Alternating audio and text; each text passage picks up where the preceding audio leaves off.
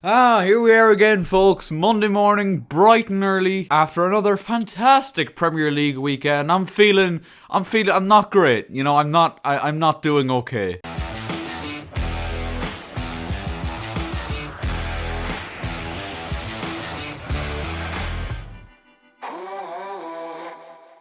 Hello guys, how are you getting on? My name is Aaron Kelly and welcome back to another episode of the Premier League Verdict. It feels very weird recording these on a Monday morning when the sun is out and I'm looking very bright. I'm looking at myself in the viewfinder right now. I can nearly do it turning off that light, to be quite honest. Let's see what difference that makes. Do you know what? I'd argue that's actually a little bit better. Anyway, welcome back to another episode of the Premier League Verdict. I hope you guys had a good weekend. Better than my weekend, hopefully. I'm sure we'll get into why I'm pissed off later on in the video. But first, if you guys aren't already, I'd love to ask you to subscribe to the Aaron Kelly channel.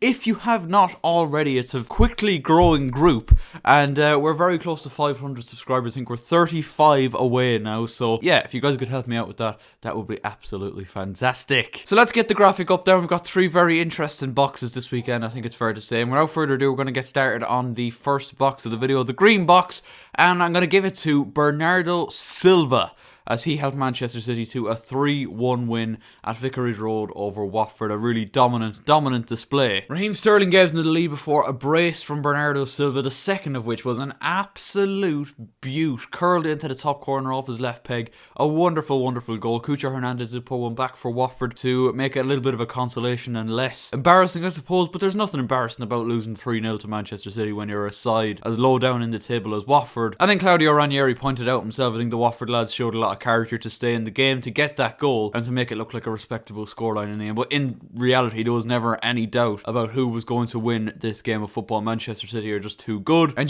Pep Guardiola's side showing that ruthlessness. Obviously, Chelsea slipped up. We'll talk about that later on in the video. Liverpool won, which we'll also talk about in the next box. They're showing that ruthlessness of champions once again, Manchester City, and they don't look like letting up at all. They're an incredible team, incredible squad. And obviously, I don't want to make this part of the episode about Chelsea, but we will mention that if Chelsea starts slipping up now, Man City and Liverpool will be gone way too far ahead of us if we're not careful. Speaking of Liverpool, we're going to put Divock Origi in the yellow box for this week after another clutch moment for Liverpool for Divock Origi. I mean, this is not the first time he does this, and I'm pretty sure it will not be the last time he does this in a Liverpool shirt. Just once again, he just seems to pop up exactly when Liverpool need him. Obviously, they're being held to a stalemate at Molineux against Wolves. Wolves have started off the season pretty well, I think it's fair to say, over Bruno Lage. A manager who personally I didn't know much about, and he certainly had, big boots to fill with Nuno leaving. Nuno did such a fantastic job at Wolves, but Bruno Lage has come in and he's really seemed to rejuvenate that squad and freshen it up, something that Nuno was really starting to struggle with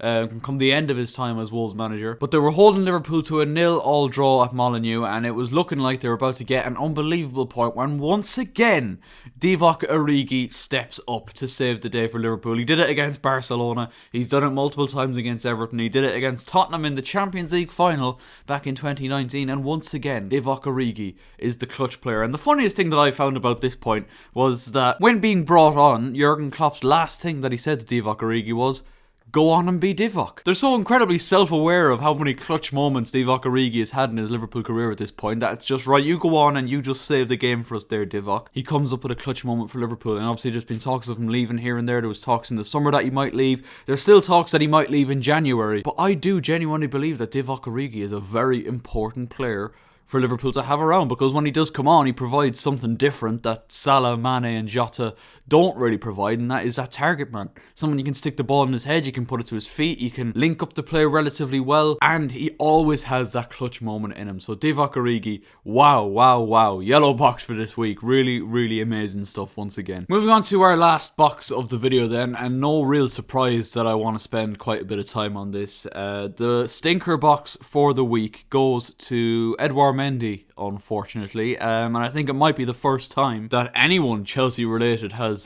got into the stinker box for the week, but I think it's fair to say he had a stinker. So Chelsea play West Ham in the early kickoff on Saturday, and don't get me wrong, off the bat I knew straight away that this game was not going to be an easy one, even though West Ham aren't in particularly amazing form. Thrown away leads here and there, they just haven't been great in the last couple of weeks, I think it's fair to say, but I did know that they were probably going to raise their game, not only for a big boy coming to town, but for the fact that it is Chelsea, a London London rival, I knew it wasn't going to be easy. But Chelsea got off to a really good start. Thiago Silva putting us in front with a really good header, then clearing one off the line, proving that this man is just absolutely brilliant. And, you know, I am going to criticise a couple of players in this video, but Thiago Silva certainly is not going to be one of them. He was absolutely brilliant once again. But then West Ham equalised with the most ridiculous penalty I think I've ever seen. First of all, Jorginho's back in the team, and I'm delighted to say that he is back in the team, because I was watching us against Watford during the week, and, you know, we are particularly short in that area with the minute, with Kante out injured and Kovacic out injured. So Sol Niguez played with Ruben Loftus-Cheek. It didn't go particularly well for either of them, I think it's fair to say, on Wednesday. But Jorginho back in gave me a little bit of confidence. But he plays back a really, really bad back pass to Edouard Mendy, and I will give criticism where it's due to Jorginho. It wasn't a great back pass. However, Edouard Mendy actually gets to the ball before Jarrod Bowen. So in my opinion, Edouard Mendy at this point should just put the foot through the ball, get rid of it, get it out of play, and even when he takes the touch to get it into his feet, put it out for a corner, just deal with it. Because at that point, when he had the first touch, Jarrod Bowen was already well in on top of him. He takes way too much time in it. Bowen just nips in between him and the ball, and he just plows Bowen out of it. It's one of the most clear-cut penalties you're ever going to see, and Manuel Lanzini sticks it away for West Ham to make it 1-1. And at that point, I thought, shit, the momentum is going to be with West Ham here. I think the crowd are definitely going to get behind them. It's going to be tough for Chelsea to cope with the ever-mounting pressure that West Ham are going to put us under. However, against all odds, in my opinion, Chelsea went back in front and pretty much against the run of play, I think. It's just kind of a very hopeful counter-attack. Hakim Ziyech then pings a ball, lovely ball over the top, and Mason Mount scores one of Chelsea's goals of the season. And another player I won't criticise in this video at all is Mason Mount, and I got to also give praise to Hakim Ziyech for an unbelievable pass. But what a finish that is by Mason Mount. It was a goal that made Chelsea in front going into half-time, and it gave me quite a lot of confidence, I think it's fair to say, that Chelsea could go on and win the game comfortably enough. But that is not how the game panned out at all. Not too long into the second half, then West Ham were level again, and pretty mediocre defending, I think it's fair to say, between Alonso and Rudiger down that side.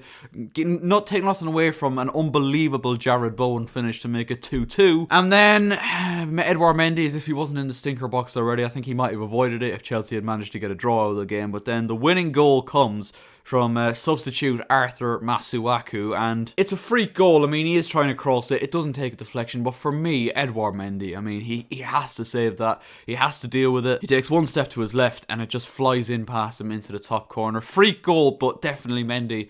Stinker there, should have dealt with it. And you know, I find it hard criticising Edouard Mendy, seeing as how many times he's saved Chelsea this season. If you think of back to the Liverpool game, you think of the Brentford game in particular as one that really sticks out to me as the game where Mendy pretty much got us all 3 points. But in this game, he's cost us any points at all, really, with a couple of really, really poor mistakes. And you know, very, very, very disappointing result. And obviously Chelsea went from first to third because you just kind of didn't know that Liverpool and Man City were both going to win on Saturday as well. And as I said in the midweek verdict, lads, you know, it's coming to a very crucially important part of the season now, and a part where Chelsea tend to fall down on a lot, certainly in recent seasons. The December festive period around that time, Chelsea got Leeds next. It has to be a win.